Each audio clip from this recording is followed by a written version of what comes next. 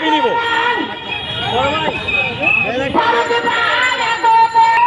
চেয়েছিলাম যে 17 মাস পরে যে একটা দুর্নীতি মুক্ত আসলে বাংলাদেশ আমরা পাবো, কিন্তু এই 17 মাসে আমরা দুর্নীতি মুক্ত আসলে বাংলাদেশ পাইনি। একটি বৈষম্যহীন যে সমাজ, সেই সমাজটি আমরা পাইনি।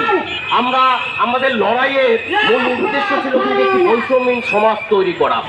আমরা দীর্ঘদিন ধরে এক ধরনের নির্বাচনহীনতা, ভোট দেওয়ার, আমরা যারা তরুণ প্রজন্ম আছি, এই যে 3টা গত নির্বাচন চলে গেছে, আমরা আসলে 2014, 18 কিংবা 2024 এই নির্বাচনকে আমাদের বঞ্চিত করা হয়েছে। তার প্রতিবাদে কিন্তু আমরা কিন্তু লড়াই করেছি। এই যে সংকটগুলো, এই সংকটগুলোই আসলে দানা বাঁধে আমাদের বৈষম্য বিরোধী আন্দোলনে। এই যে জুলাই আগস্ট গণঅভ্যুত্থানের পর, শেখ হাসিনা সরকারের পতনের পর আমরা চেয়েছিলাম একটি সাম্যের সমাজ প্রতিষ্ঠা হবে, একটি বৈষম্যহীন সমাজ প্রতিষ্ঠা হবে। কিন্তু এই দীর্ঘ লড়াই সংগ্রামকে আমরা ছাত্র উপদেষ্টাদের প্রতিনিধিত্ব করতে পাঠিয়েছিলাম।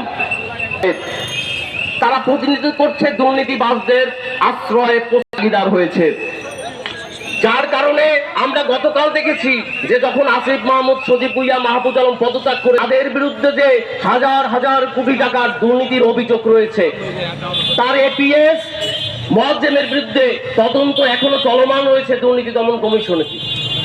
মোয়াজ্জেমের যদি দুর্নীতির তদন্ত চলমান থাকে, এই দায় কি আসিফ এড়াতে পারে?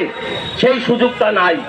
তাহলে আমাদের মূল উদ্দেশ্য ছিল যে আসিফ মাহমুদ, সজীব ভুঁইয়া সে ন্যায়ের পথে থাকবে, সে যদি দুর্নীতি মুক্ত থাকে তাহলে সেটা প্রমাণ করুক। আমার কাছে মনে হয় সে দুর্নীতিগ্রস্ত, যে আওয়ামী লীগের চেয়ে আরো বেশি দুর্নীতিবাজ হয়েছে এই 17 মাসে। তার প্রমাণ হলো গতকাল কি সে পদত্যাগ করে নির্বাচনের ঘোষণা দিয়েছে। তাহলে কি ভাই ক্ষমতার স্বাদটা এতই বড় যে ক্ষমতার জায়গায় গেলে পরে যে কোটিপতি হওয়া যায়, হাজার কোটি টাকার মালিক হয়ে যায়? আমাদের সেই প্রশ্নের জায়গা থেকে আমরা তৎকালীন সময়ে যারা ছাত্র আন্দোলন নেতৃত্ব দিয়েছি বিভিন্ন সংগঠনের, তারাই আজকে দুর্নীতির বিরুদ্ধে ছাত্র জনতার প্ল্যাটফর্মে আপনাদের সামনে আমরা এসেছি।